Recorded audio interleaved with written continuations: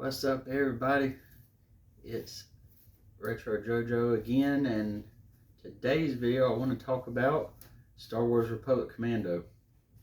Star Wars Republic Commando was a game that I was not familiar with. I was familiar with it at a young age, actually, but however, I did actually play the entire game, in its entirety. Not long after I began to hang out with someone who introduced me to the game where I could actually play it. I played a demo of it back in the day. I don't remember if anybody remembers the 2003, I believe it was, the Clone Wars animated TV show, but it was actually like written and directed and everything and created by the same guy who did Powerpuff Girls and Samurai Jack. So that's really cool.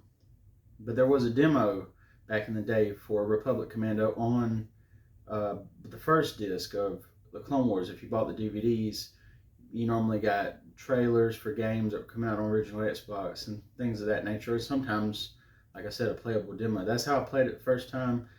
Didn't know what in the heck it was then. And a friend of mine introduced me to it. He owned a retro gaming store, and they had other things in the store and of that nature.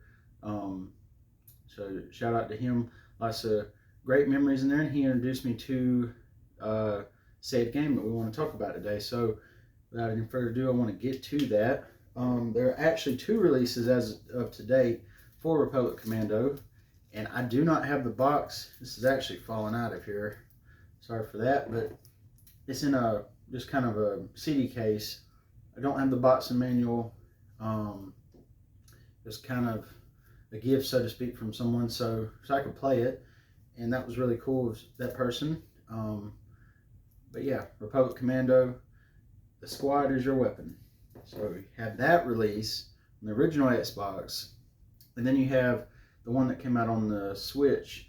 I don't know if it was released on anything else, but it also comes with Star Wars Episode 1 Racer, which is another great Star Wars game. But it's just a combo pack. It comes together, which I thought was really cool when I seen it and picked it up. But I want to get first to kind of the plot and the story of the game. So the game takes place kind of right when the Clone Wars start, and you're basically a commando, an elite soldier of the Grand Army of the Republic, which, at first was just clones of Jango, but, anyone could basically kind of, that's how the Commandans work. They were really good cloners, like Dex says in Star Wars Episode 2, Attack the Clones, that, they're really good cloners. So, the clone Jango, as everybody knows, and then it transitions, though, that some of them Jango wanted some of them to be created to be elites, and that's where this game comes in. You play as 3-8, and his name he's just referred to as the boss in the game. And then you have Sev, he's 07. You have Fixer, he's 40, and then Scorch is 6'2". Believe I have those numbers right on those characters. Gameplay wise, it plays a lot like SOCOM. You give your commandos orders throughout the game, and it determines the reality of each battle and each encounter. So it's really interesting to, there's other games where you it's kind of like skirmishes. If you've ever played Star Wars Battlefront or something like that, it's fun and everything. Don't get me wrong, those are some of my favorite games as well. But Republic Commando brought a lot of like realism. It felt, you could go down in a couple shots if you weren't careful. Then you had to try to get someone to, while you're incapacitated, to revive you with it's like a shock type device, and it basically shocks you back to life, where you can then obtain back to containers placed throughout the levels. And there's all kind of different weapons. The main weapon that you'll use in the game is their blaster rifle. So it's a little bit more complex, though, than your normal clone trooper rifle that you see the regular clones carry, or even some of the stuff that you see other different types of not commandos, but like you had the ARC troopers back in Clone Wars. You had commanders of different legions of that were underneath the Jedi that aided them in battle during the Clone Wars. But their blaster was really neat because you could pick up attachments for it. So you had the sniper attachment, you had the anti-armor attachment, which is kind of like a grenadier type of thing. It shot a concussion, I guess concussion round is what you would call it. And then you also had a blaster pistol. If you ran out of ammo for the other one, you actually had that. And then you could also pick up enemies' weapons and use them on them. It's not as effective, I found in almost every playthrough.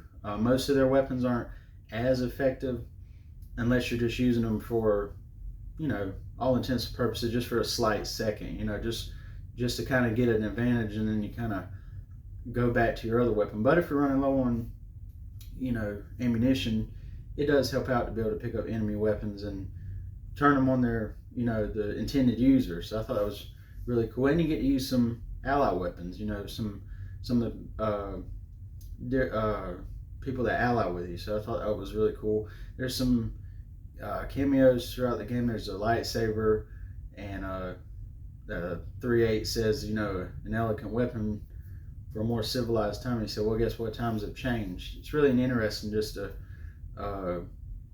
see that and see the funny side. Each character kind of has a different personality. Seb's kind of he's kind of like the bloodthirsty one, and each one has a specialty too. So like for instance, Seb's is sniping. Fixer's is obviously he can slice into terminals very well and things of that nature. And then like he's really good, him and Scorch both. Scorch is really good at blowing things up, and he's kind of like the Michelangelo, so to speak, from like Ninja Turtles of the group.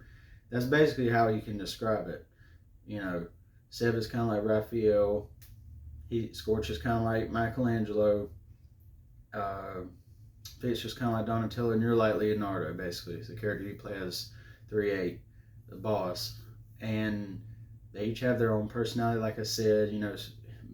Scorch is really talkative and kind of, quip one-liners and things like that. Fixer's more reserved, and he just like, kind of, can we just do our job type of thing.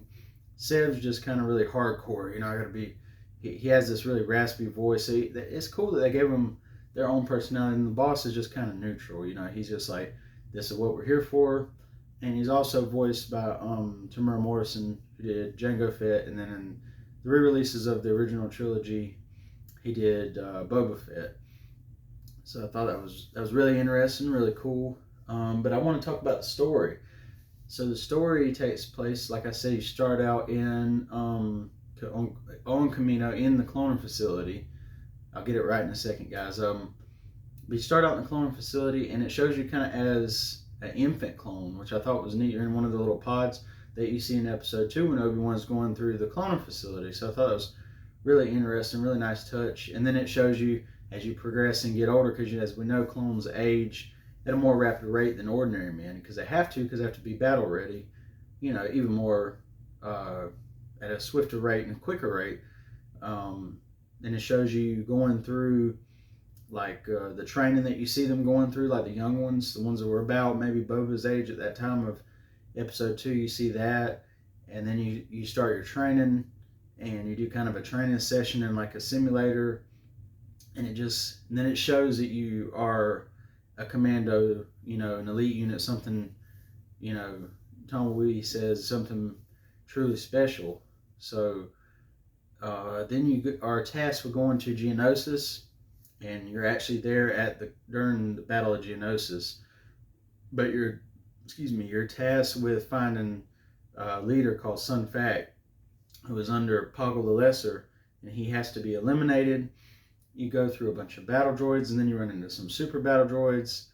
But once he's taken out, you go through the droid factory and actually kind of destroy it, so to speak. make ruin of it, and then you're off to the RAS Prosecutor, which was actually their home, where they were stationed at. So you're back on your home ship, which I thought was a nice touch. You go back to where, they were stationed at before they were given missions. And it's in ruins, and you're trying to figure out kind of why it's in ruins, and then you find out there's scavenger droids aboard, there's Minox in the docking bays, there's just, they're eating away at the hull and things like that. There's some funny moments, there's some really serious moments in those said levels, because each of them are broken up into chapters, so there's different levels within each chapter, and you get to finally find out who's causing all this trouble aboard the Prosecutor, and that would be Trandoshan slavers, scavengers, and they're all banding together they want to take the ship back basically to the Separatists because it has a lot of information and intel on it, and they don't want it to fall into the Republic's hands. They want to take it away from them.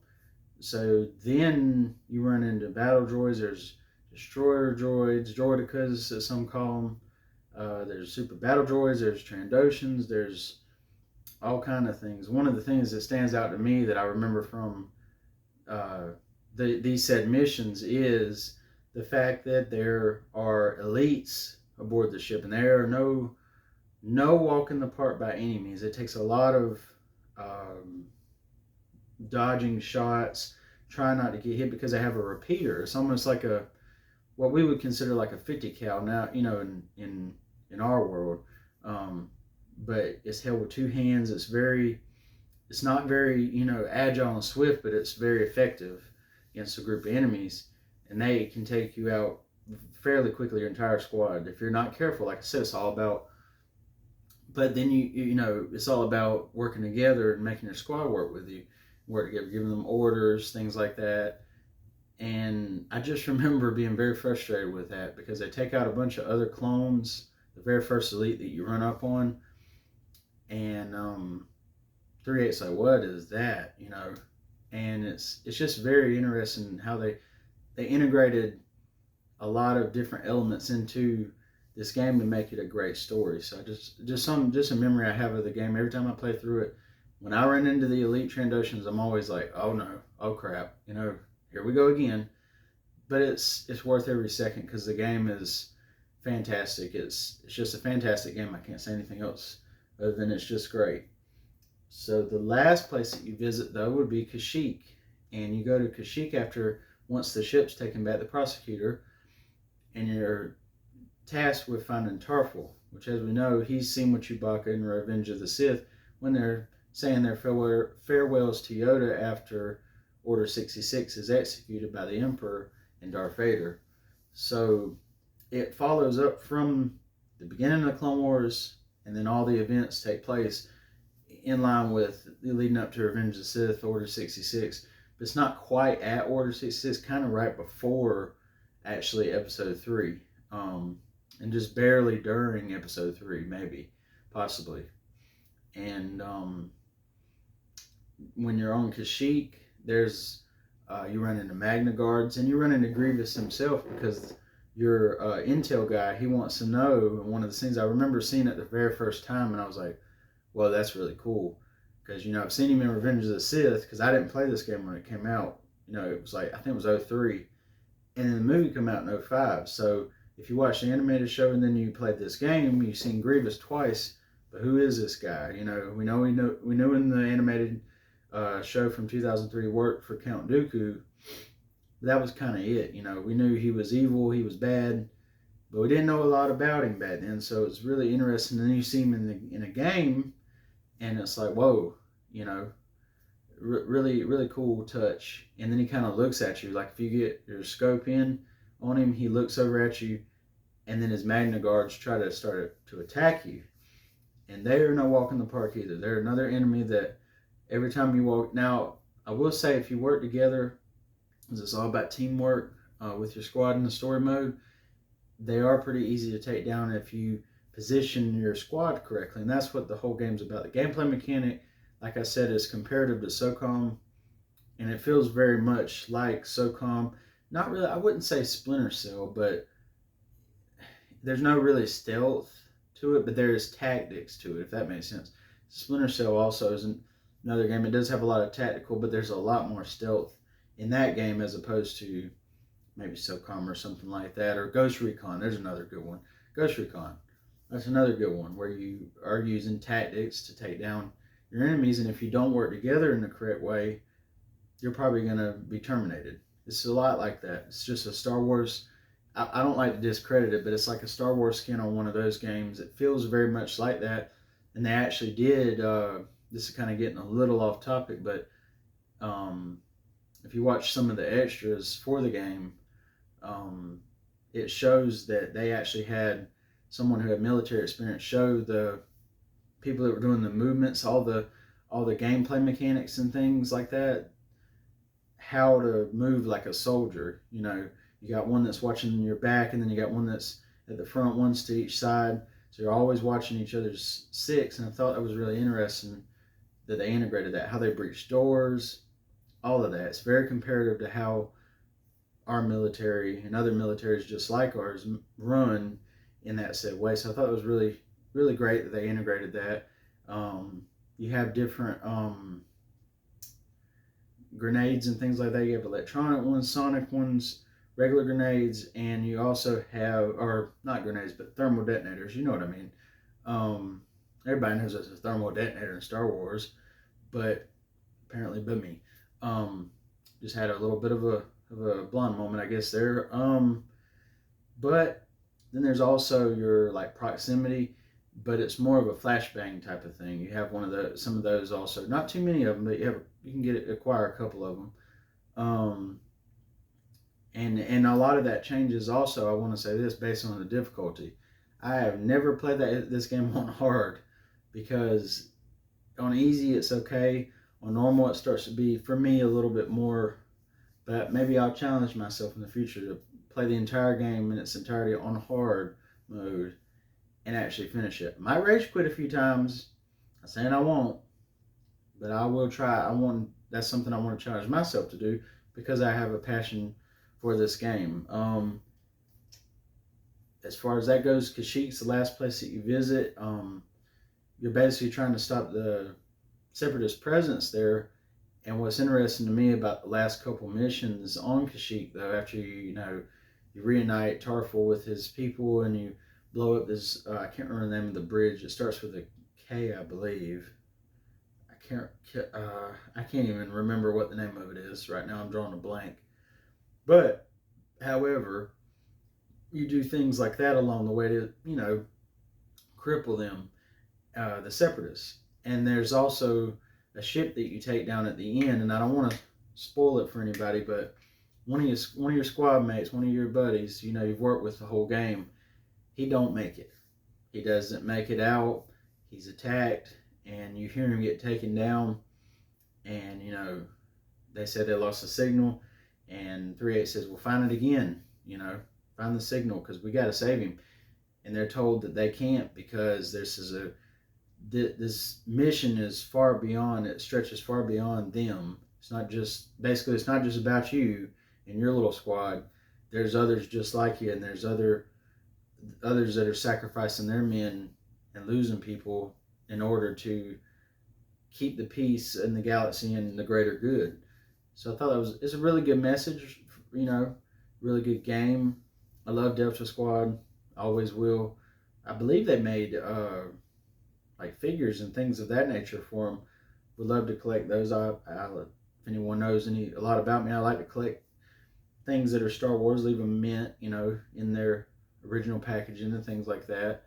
So yeah, it's a fantastic game. It also has a multiplayer, a split screen. The online's not active anymore if you play the Xbox version. I think you can play online on the Switch version though. I could be wrong on that, but I think you can, which is, again, that's another great touch that's been added.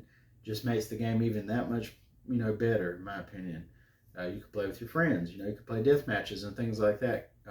Capture flag type modes, things like that. It's just a really good game, really fun time. And it also has, I think it's one of the only Star Wars games if I'm not mistaken, that has blood and gore and violence. Because like if you hit certain enemies, most enemies with the knife, especially sometimes with the blaster, you'll get a little bit of splatter, but some enemies completely blow apart. And it was just really interesting to see that side of. We didn't really see a lot of that. Sure, we've seen in the movies, Anakin loses an arm, another arm in both his legs. He's turns into Darth Vader, gets turned into Darth Vader. We've seen Luke lose a hand, things like that. But we've never seen it to that degree really on screen. I mean, we've seen enemies get stepped on and things like that, like Geonosians and stuff, but just full on, they just, nothing left type of thing. It makes it feel very real. And there's also another enemy I want to mention, the crab droid. Oh goodness, that's what they call spider droid, crab droid, whatever you want to call it. They are a pain in the butt. And when you get to the very end of the game, it throws like three of them in like procession, like one right after the other at you. And each time because they're going to man these guns on Kashyyyk, like I said, they're blowing up the ship, and it takes all of you to work together on man the guns, but you have to get through each room to be able to get there, for you to get to the last one. And so each time that you encounter another one, you've got another squad mate is doing something else. So now you're down to, you had three other guys plus you, that's four. Now you've got three after that encounter. Now you got two after that one. Now it's just you and your buddy. It's just you and an old buddy. So now you're down to two guys where you had four to start with. It's just really, really good touches like that make it a fantastic game. Makes it even more difficult if you don't know how to handle these enemies by now. Makes it more difficult, each encounter. So with different enemies, and there's Geonosian elites make an appearance. They're very cool enemies, but they are not fun to fight. But I guess they're not meant to be necessary. It's a fun game, but how can I put this lightly? But it's not like, oh, I can't wait to fight a Geonosian elite, if that makes any sense.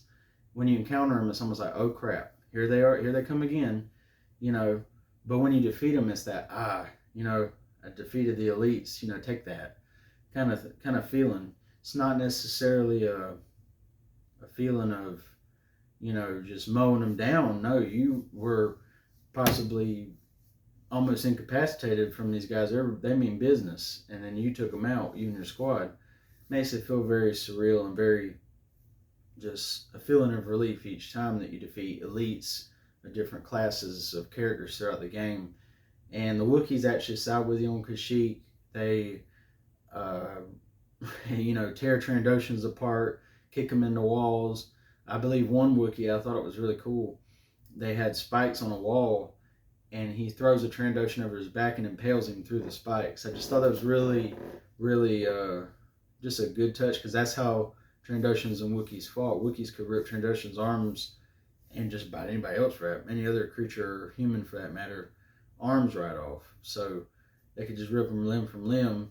Of course, Trandoshans can regenerate limbs over time, but, it's just that struggle, because Trandoshans were always trying to enslave Wookiees, and Wookiees wasn't having it, and it was that constant, struggle. And we all know Bosk the bounty hunter. He's a Trandoshan. I'm getting a little off topic, but just a fantastic game. It's fun to play. If you never played it, I highly recommend it. The story's great. And just a side note, I want to mention that the Commandos were trained in Republic Commando. They were trained by Wallen Veilleux. I believe that's how you say his name. I had to look at that because I cannot get the spelling right, or pronunciation of that name rather. But then also, as we know, Jango Fett, which Star Wars, you know who Jango and Boba Fett are. Come on. But it's just a fantastic game. It has great gameplay mechanics. It's very well integrated. The music, it's all original Star Wars music. They did do a Mandalorian track for the game also, and I thought that was really cool because in like some of the tense moments it plays, and it gives it that, you're a Mandalorian clone. You are a clone of Jango Fett. and you feel very empowered in those moments. It's they just did a very good job integrating the music into each situation and how it feels. How, what should this situation sound like? This is what it should sound like, and they just did a fantastic job with that as well. I believe Lucasfilm helped with this game, and it also yes, LucasArts, and of course it's Microsoft on the Xbox. Then it says the Nordic for the Lucasfilm and Raven and Aspire also all worked on the combo pack. So that's really interesting that they had different people, kind of go back and just, I guess, polish it up some. It does look a little bit better on the Switch, but it's not that noticeable. I mean, if you're nostalgic for the Xbox, you can play it on either one and you're going to be a happy camper. So just fantastic, fantastic. I can't say anything else about it. It's one of my favorite Star Wars games of all time, and I believe it will remain it'll still remain to be that way. I have others that are ahead of it, but it's in the top 10. It's in that top 10. So I hope everyone is staying safe, because I don't believe I have much more to say about this game. I believe that this is about it. So I'm going to wrap it up with something I just want to mention, and there's a song called Clones by Ash. If you've never heard it and you like rock, I recommend that you listen to it. They did a video for the game, and it's very good. I recommend watching it or just listening to the song in general. It's about their clones, their synthetic type of thing. Fits the game perfectly. So, but with that being said, I hope everyone is being safe, and I hope everyone has a great evening, morning, day, whenever the time that you watch this video. And don't forget, hit the like, subscribe, and leave comments so that I can maybe improve my videos, or maybe do longer videos, or I need to hear from you guys to know. So just let me know. Love to hear from people and their opinion of my videos, and just everybody have a great day, and God bless everyone.